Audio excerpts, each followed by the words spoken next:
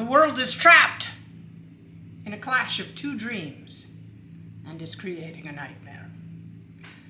There's only one way to escape it, and it's precisely the evolution in human consciousness that this situation is calling us into now. It is the second coming of Christ, which is realized only through the eyes of true forgiveness.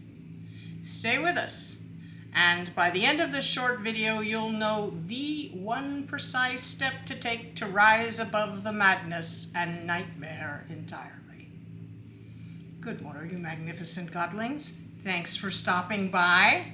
We want to be as helpful as we can, so if you've any special needs or questions, please comment with them below so we can design future videos to serve you.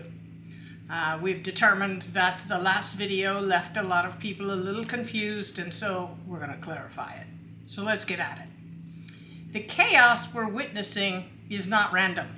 It's the collision of two dreams, two perceptual worlds, two moral operating systems, two forms of awareness trying to control the same shared venue. Today we're going to cut through the confusion, because if you don't understand this is a war between cognitive lenses, you will be trapped in the outrage, fear, exhaustion, and helplessness, which is exactly where the Lush farmers want you to be. There are two dreams. One dream is rooted in conscience and cognitive lenses that aspire to loving outcomes for all. These are people who value honesty, cooperation, responsibility, fairness, protecting the vulnerable, and mutual uplift. Let's call this the sociophilic orientation. These folks share a love for society and wish for humans to live well together, helping one another so that everyone feels loved and like everyone else has their backs. The second dream is rooted in cognitive lenses of domination. It values exploitation, coercion, manipulation, blackmail, using others as tools. It is the belief that might makes you right, that the world is made up of leaders who oppress those they lead and take advantage of those who are vulnerable, monetizing their suffering. We'll call this a predatory orientation. Now, understand this carefully. These are not fixed tribes of good people and evil people. They are states of awareness created by cognitive lenses that generate behaviors we recognize broadly as sociopathic, or as we have coined it, sociophilic. And both potentials exist in all human beings. So let's talk about why corruption replicates. Many destructive governmental and societal systems operate like the school cliques that you remember from childhood, scaled up in size and grown monstrous in outrageousness. Think back about your childhood. Remember being pressured to conform so as to be in the in group and to be safe in that group? You were placed in positions where you were tested to prove your loyalty, to do things you would not otherwise do. You were pressured to laugh at what you knew was wrong, to look the other way, to betray yourself for acceptance by the group. Now, enlarge that dynamic. We get gangs. Gangs entrap their members by pressuring them to do things that make them guilty with the rest of the group. That way, if one goes down, they all do. Cartels. Corrupt institutions like police forces infiltrated by bad cops on the take. Political machines. Elite circles of mutual compromise. They all work the same way. Consciousness falls into dreams of identification with stories people tell themselves. But the people become entrapped in mutually enriching criminal relationships. Once compromised, they fear exposure. Once they're fearful, they seek power. Once in power, they try to rewrite the laws to make their own past behavior not illegal. And they extend special dispensation to other entrapped group members, and even pardons if they have the ability to buy or sell them. This is how pathology scales to attack a city, a county, a nation, the world. From within the cognitive lens humanity has habitually worn, it looks like a literal war between good and evil. To escape the madness, the paralysis, you have to drop those cognitive lenses entirely, because both are clearly traps. To break out of the cognitive traps, you have to do a new thing. You have to transcend the context in which good and evil beings can but seem to occur. We must recognize all beings are the same. They are consciousness itself, in varying degrees of unconscious identification with their stories and self-created dilemmas. When you transcend the worldviews of good and evil and see consciousness in confusion instead, you begin to change the world at large. It becomes a new dream, the dream of awakening, lucidity within the dream of the world. Now let's talk about how good people become paralyzed. Sociophiles, as we have coined them, often respond to injustice with moral outrage, obsessive news consumption, anxiety, and hatred of the other side, and despair. But outrage is another prison, and all the Sturm und Drang perpetuated by the Circus of Abominations exhausts and collapses those who allow it to take over their mind spaces. You become emotionally governed by the very dysfunction you oppose, unconsciousness, in identification with a dream, a cognitive lens. You remain reactive, frozen, exhausted, and the abominations continue because we're too disoriented by constant upset to intervene intelligently and effectively. So the next level in human development is lucidity, and that is the return of Christ consciousness, because it leads directly to true forgiveness, and that is where the Christ consciousness is most easily accessed. Lucidity means seeing the conflict from a higher level, so you're not being trapped in it by your belief systems, belief systems. It means recognizing belief systems are just lenses through which the world is viewed and responded to. It recognizes identities as costumes, characters that consciousness has fallen into unconscious identification with. It recognizes propaganda and narrative control as hypnosis, intentionally engaged in, I might add. It also recognizes trauma acting through frightened people, fear masquerading as certainty and bluster. Lucidity sees the deeds clearly, but it looks past them to their cause, the dysfunctional cognitive lenses and the web of interpersonal entrapment. Then lucidity looks past even that to see the godling consciousness behind it all, sleeping in dreams of being the misunderstood heroes of the stories they tell themselves. This is not excusing the harm these predatory people have done and continue to do. It is understanding the causes deeply enough that you're able to transcend the constant cycle, the repetition of conflict, and break out of the outrage that paralyzes you. So let's talk about the real battle, because it's not the left versus the right. It is not a tribe versus another tribe. The deeper battle is lucidity versus unconsciousness. truth versus character identification, freedom versus psychological and interpersonal traps.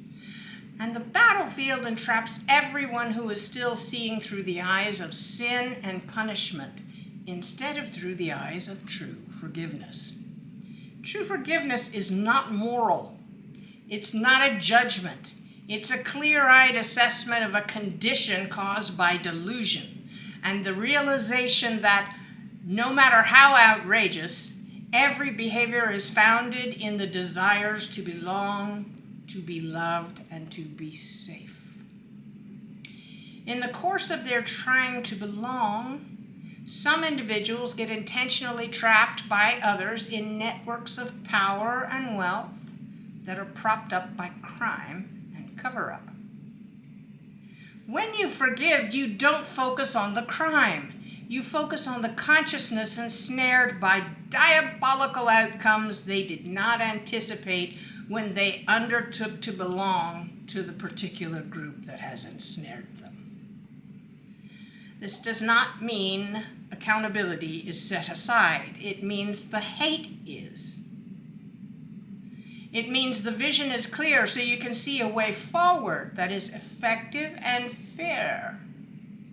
In lucidity, paths are revealed to you that you could not have seen from within the belief systems of punishment and sin, where injustice is taken to be vengeance and not love. Forgiveness looks past the sin to see the trembling child still hoping against hope to be redeemed, to belong, and to be loved. Now, how you can exit the trap today. Do these 5 things. In general, make them part of your life. Reduce the outrage intake. Stop marinating in manufactured crises. Or use it to observe your own cognitive lenses by noticing your own emotional reactions and by interrogating your mind. What beliefs are offended by what outrages you? Are the things you're saying to yourself with your beliefs true? Are they serving you? Watch your mind. That's number 2. Notice when media colonizes your nervous system. Notice you're allowing them to monetize your fear and outrage. Monetizing your fear and outrage are predatory behavior. Media have noticed that frightened and angry people check the news more, which allows them to sell more ad space. They are like de facto loosh farmers. Stop being the harvest. 3, see the lenses. Ask, what belief system is speaking through this person to me or through me to them? Then recover your agency. Build lucidity, which is emotional intelligence. Build your ability to focus attention on what serves you, even when the world is in an arms race to capture your attention, which is your godly mojo.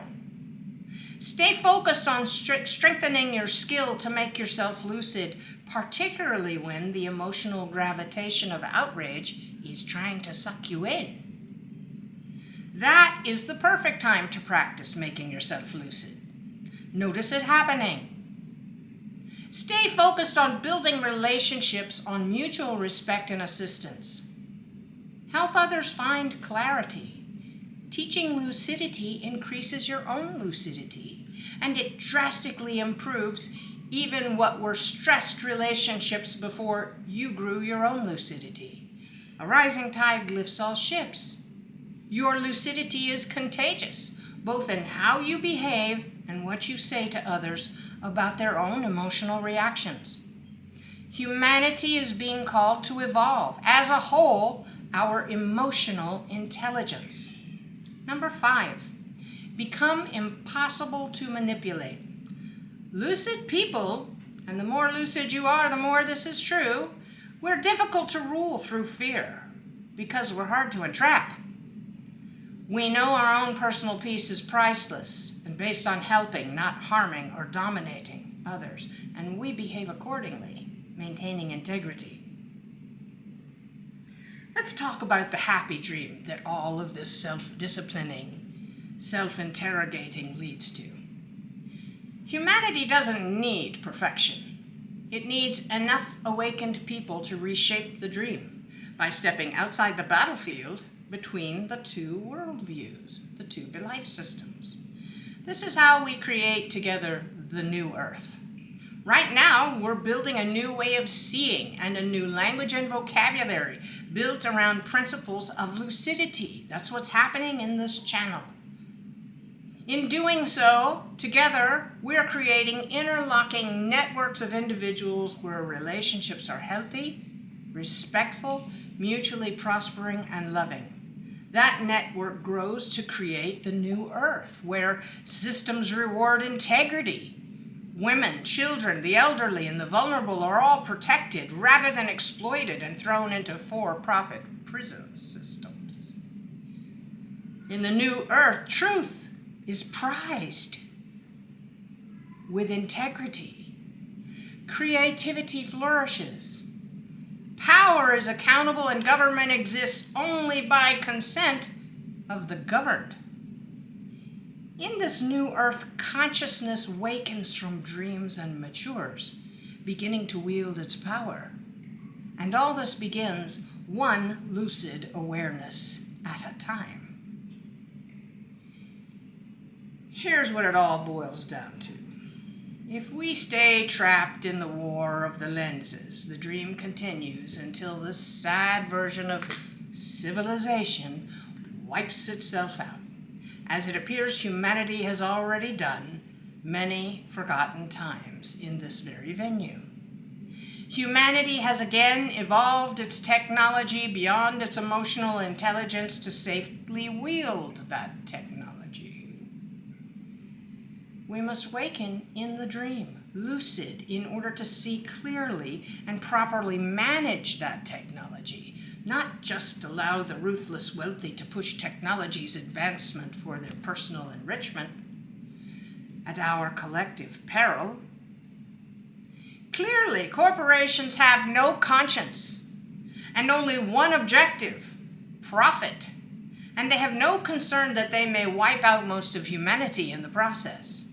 This is because those who run the corporations reckon they have enough money and have made enough provisions that they will survive the catastrophes their technology causes. We must waken in the dream while we yet have bodies within it if we are to change the trajectory that the environment itself is taking. And I do mean climate change. The situation is far more urgent on that front than most realize because we are all so distracted with the circus of abominations. Only lucid dreamers can change the nightmare into a dream of awakening. We must master our minds and rise to this challenge. And in finding lucidity at all, we have succeeded. Because lucidity itself is the crowning achievement of any life. You will know what you are. So no matter what happens to the globe, gain your lucidity. Use the absurdity of the times to perfect it. And you will never again be so confused in any such dream world. That's it for today. Thanks again for being here, you magnificent godling. Start spreading lucidity now by liking and subscribing and sharing. Then get out there and change the world by being your magnificent, magnanimous, lucid, godling self. We are Team Lucidity. We are the ones we have been waiting for. And it's up to us to put out together that little eye.